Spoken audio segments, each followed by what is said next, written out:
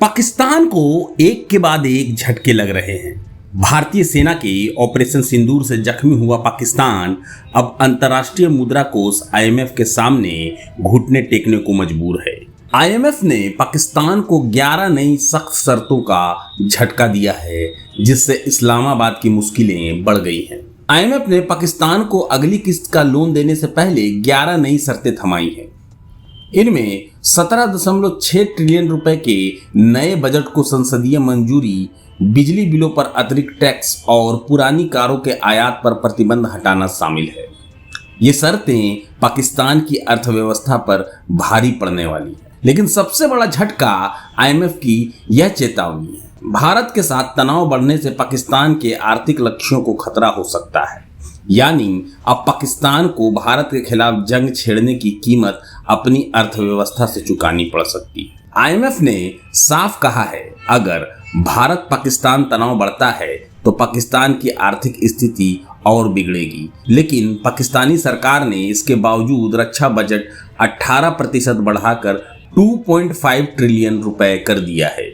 यानी पाकिस्तान अब भी भारत के खिलाफ जंग की तैयारी में जुटा है।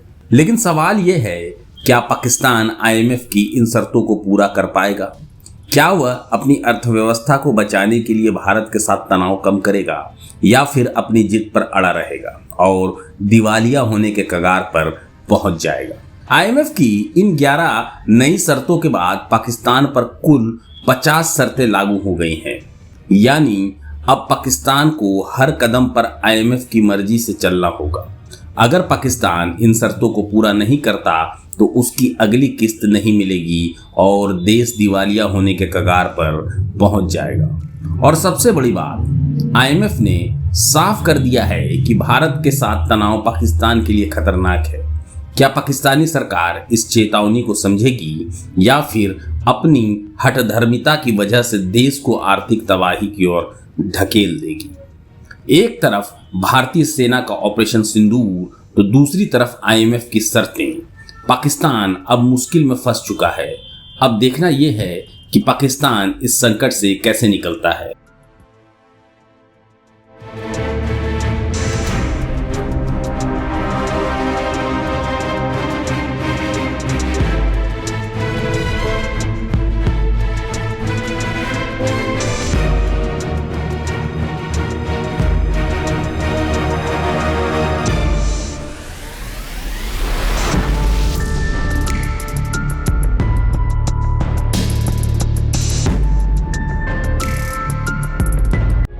प्रभातखबर.com, विश्वास वही, रफ्तार नहीं।